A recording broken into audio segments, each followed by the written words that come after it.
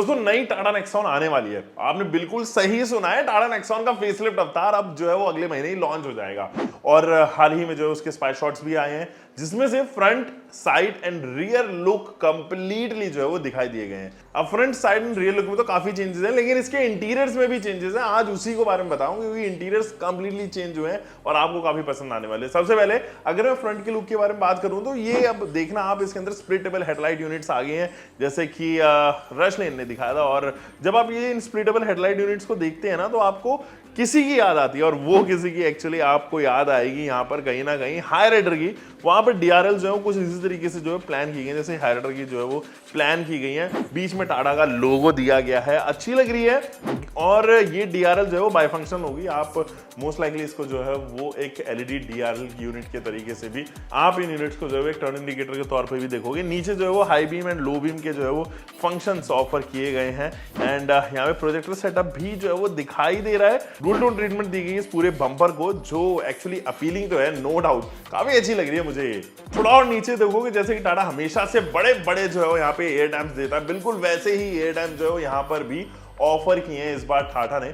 अच्छा लग रहा है। साइड प्रोफाइल से नए अलॉय व्हील्स आएंगे, बाकी सेलहाउटे पूरा जो है वो सेम ही रहेगा। आप साइड से इसको जितना भी देख लो, थोड़े मोड़े चेंजेस जो है वो यहाँ पे टाटा कर देगी, उसके अलावा कुछ ज्यादा चेंज नहीं आएंगे। सेम आपको जो है यहाँ पे सबसे बेहतरीन ग्राउंड क्लियरेंस ऑफर की जाएगी इस गाड़ी के अंदर। 215 सेक्शन के टायर प्रोफाइल्स, मैकफर्सन स्टड्स ही इस्तेमाल होंगे और रियर में भी टॉर्शन बीम ही देखने को नजर आएंगे। रियर लुक दिखाता हूं, देखो रियर लुक में ना अगर आप देखेंगे तो कनेक्टेड टेल लैंप्स जो है वो टाटा ने इस बार देने की कोशिश की, क्योंकि इस बार जमाना ही उन्हीं का है। सोनेट में आती है, वेन्यू में दे दिए गए थे, और यहां पर भी जो है वो इंट्रोड्यूस कर देंगे जाएंगे इस बार कनेक्टेड टेल लाइट यूनिट, जिसकी वजह से एक नया अवतार इसको मिलेगा। रियर से नए रीडिजाइन जो है वो यहाँ पर टेल लाइट यूनिट भी दी जाएगी, जिसके अंदर आप एक नया डिजाइन देखेंगे। वो पुराने वाला डिजाइन अब हट जाएगा। इनफैक्ट अगर आप नीचे बम्पर में नजर डालोगे तो आप यहाँ पे देखोगे डुअल टोन ट्रीटमेंट इधर भी ऑफर की गई है, तो काफी कमाल की है। तो फ्रंट रियर एंड साइड से पहले भी लगती थी, अभी भी रिफ्रेश लगती है अपने सेगमेंट में। ऐसा नहीं है कि लुक्स को लेके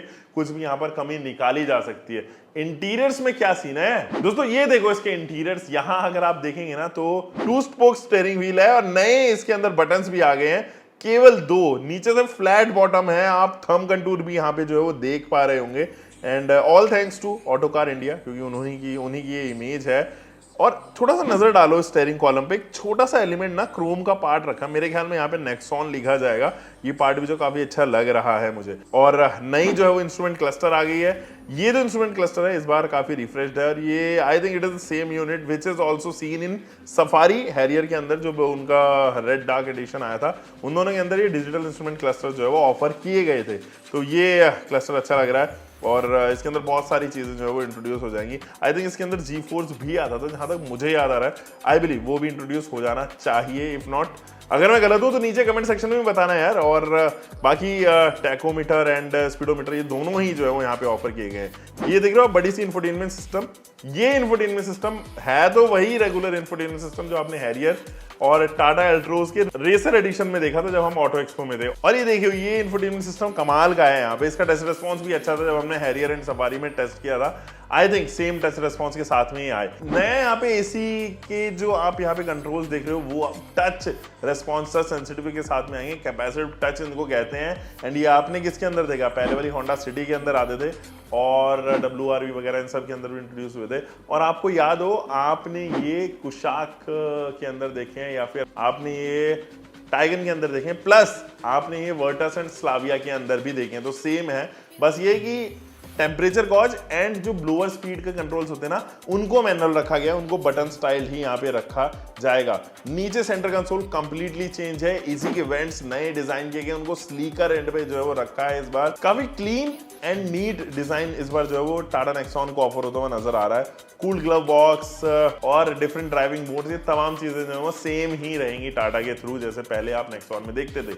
ऑटोमेटिक IRVM इंट्रोड्यूस हो जाएगा एंड वेंटिलेटेड सीट्स वगैरह, ये तमाम फीचर्स जो आनी है। Passive keyless entry, push start stop button ही आएगी। अच्छा, एक रूमर और था कि एक नया इंजन जो डेवलप हो रहा है 1.2 लीटर का टर्बोचार्ज इंजन, बट नहीं, ऐसा नहीं है। It is going to be continued with the same engine option 1.2 3 cylinder turbocharge, जो 120 के आसपास पावर प्रोड्यूस करता है और एक डीजल इंजन ऑप्शन जो 1.5 लीटर का डीजल टर्बो डीजल इंजन के साथ में आता है वो भी 115 पीएस की पावर प्रोड्यूस करता है। सो ये ट्रांसमिशन आना भी कहीं ना कहीं इसको एक प्रीमियम एड ऑन, एक टच जो जरूर देगा, क्योंकि इस सेगमेंट में अगर आप देखें तो केवल एक टाटा नेक्सॉन, एक XUV300, यही दो सब कम्पैक्ट एसयूवी थी जिनके अंदर AMT आता था। बाकी तमाम आप गाड़ियां देखें वो अब DSG के ऊपर या टॉर्क कन्वर्टर यूनिट के ऊपर या एटलीस्ट CVT के ऊपर तो आने ही लगी थी। तो एक एड ऑन जरूर अच्छा रहेगा।